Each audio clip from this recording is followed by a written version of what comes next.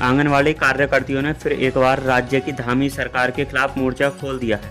बड़ी संख्या में आंगनवाड़ी कार्यकर्तियों ने जिला मुख्यालय रुद्रपुर में विकास भवन के सामने धरना दिया और राज्य कर्मचारी का दर्जा देने की मांग उठाई और उनके मानदेय को बढ़ाने की भी मांग उठाई। इस दौरान आंगनवाड़ी कार्यकर्तियों ने राज्य सरकार के खिलाफ मोर्चा खोलते हुए जोरदार प्रदर्शन कर नारेबाजी करते हुए सरकार को जगाने का प्रयास किया।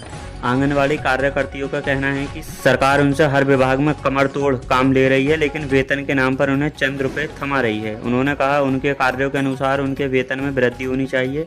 उन्होंने सरकार से मांग करते हुए कहा कि अगर सरकार ने जल्द ही इस मामले में कोई ठोस फैसला नहीं लिया तो राजधानी देहरादून में आंगनवाड़ी कार्यकर्तियों द्वारा बड़ा आंदोलन शुरू किया जाएगा।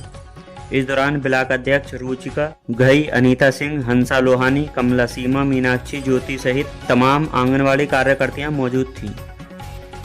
आपका नाम जानना हूँ? हाँ, मेरा नाम रुचिका घई, आंगनवाड़ी कार्यकर्ती, ब्लॉक अध्यक्ष। मैम, आप लोग धरने बैठे हैं, इससे पहले आप धरने बैठे, क्या मामला है जो आप सरकार आपकी बात नहीं सुन रही, क्या है इसके पीछे?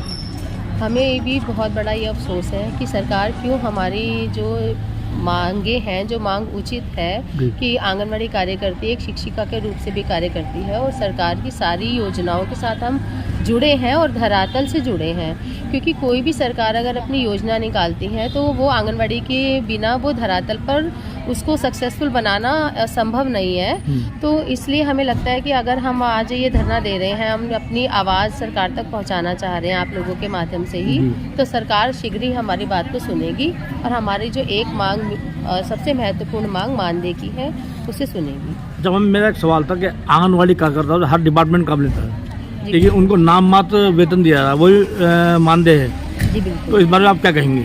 मैं सिर्फ यही कहना चाहती हूँ, देखिए हमारी धामी जी की सरकार ने और हमारे प्रधानमंत्री श्री नरेंद्र मोदी जी की सरकार ने बहुत सी चीज़ों में बदलाव किए हैं, जहाँ कमियाँ थी उनको बदलाव किया है और मुझे लगता है कि हमारे आंगनवाड़ी विभाग में भी बहुत से बदलावों की आवश्यकता है। तो इस बदलाव को करें कि जैसे हमें मानदेय कर्मी बनाया गया था, तो अब आज के वर्तमान कार्यभार को देखते हुए हमारा मानदेय का जो हमारी मेन मांग है कि हमारे मानदेय कर्मी से हटाकर वेतनभोगी बनाया जाए और हम पूरे कंधे से कंधा मिलाकर सभी महिलाएं जुझारू रूप से, कर्मठ रूप से अपने पूरे अपना परिश्रम दिखाते हुए सरकार की योजनाओं को धरातल पर सक्सेसफुल करने के लिए तैयार है। और सरकार प्लीज़ हमारी इस बात को माने और हमारी मांग जो है वो बिल्कुल उचित है। Thank you. क्या मामला, आपने पहले धरना दिया, आज फिर धरने बैठे, आप क्या मामला हुआ? सर, ये 14 तारीख से लगातार धरना चल रहा है और ये जब तक हमारी मांगे पूरी नहीं होती हैं तब तक ये धरना चलेगा। हमारा धरना अनिश्चित काल है, इसलिए हम रोज बैठेंगे। क्या मांगे आपकी? हमारी मांग है बस खाली हमारे को या तो वेतनभोगी बना दे, राज्य कर्मचारी घोषित कर दे। अगर जब तक नहीं हो पा रहे तब तक 800 रुपये पर डे की दिहाड़ी के हिसाब से जो है 30 दिन के जो हमारे 24,000 रुपये बनते हैं, 24,000 का मानदेय कर दिया जाए। 800 रुपये से कम तो कोई मजदूर भी नहीं ले रहा है सर। प्लीज़ कम से कम जो है हमें 800 रुपये रोज के हिसाब से 24,000 मानदेय किया जाए। नहीं, एक बात बताइए, आपके आंगनवाड़ी कार्यकर्ता हर डिपार्टमेंट में काम लिया जाता है, चाहे वो निर्वाचन हो, हाँ जी, कोई भी हो। हाँ। तो इतना काम लेने के बाद भी 800 रुपये नहीं कर रहा है, क्या इसके पीछे क्या रहा? अब देखिए ना उनकी क्या मंशा है, क्या विचार है उनका। क्या हम लोग काम नहीं करते हैं या हमारा शोषण इसी प्रकार से होता रहेगा? हम यहाँ पर धरने पे बैठे हैं और हमारे को कोई पूछने भी नहीं आ रहा, कोई देख भी नहीं रहा है ये, और हमसे काम करो कहते हैं, तो कैसे चलेगा सर बताइए? आपका भी कुछ लोगों ने मुख्यमंत्री को ज्ञापन दिया था। हाँ जी, हाँ। आपके क्या हुआ? अक्टूबर को दिया। हाँ। कोई सुनवाई नहीं हुई अभी तक। अब हम 2 तारीख को जो है 2 दिसंबर को फिर से हम जो है महारैली लेके देहरादून जा रहे हैं सब लोग। उसमें क्या रणनीति आपकी? वहाँ रणनीति महारैली लेके जाएंगे मुख्यमंत्री जी के पास और जो है उसके बाद हमें तो पूरी उम्मीद है कि जो हमारी मांगों को पूरा किया जाएगा। कुछ ना कुछ तो हमारे लिए किया ही जाएगा और कुछ तो करना ही चाहिए सर। देखिए हम कहाँ तक जो है 9,000 में कैसे घर चलाएं बताइए।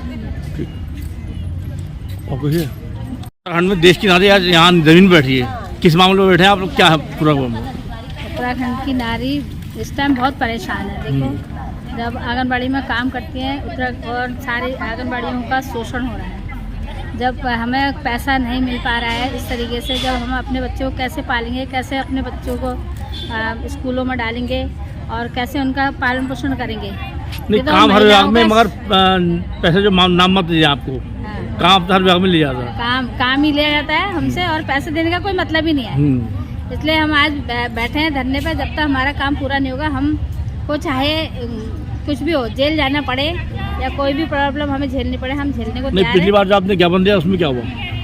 पिछली बार जब हम ज्ञापन दिया तो यही क्या कहते हैं, कोई कार्रवाई हुई उस पे? हैं? कोई कार्रवाई हुई? कोई कार्रवाई नहीं नहीं हुई। मामला ठंडा है अभी तक। ठंडा है बिल्कुल। तो अब आगे की क्या रणनीति आपकी? आगे की हम पहले तो हम 2 तारीख को रैली निकालेंगे देहरादून में, और उसके बाद अगर हमारी सुनवाई कुछ होगी तो ठीक है, नहीं तो हम अनिश्चितकालीन धरने में फिर से बैठेंगे।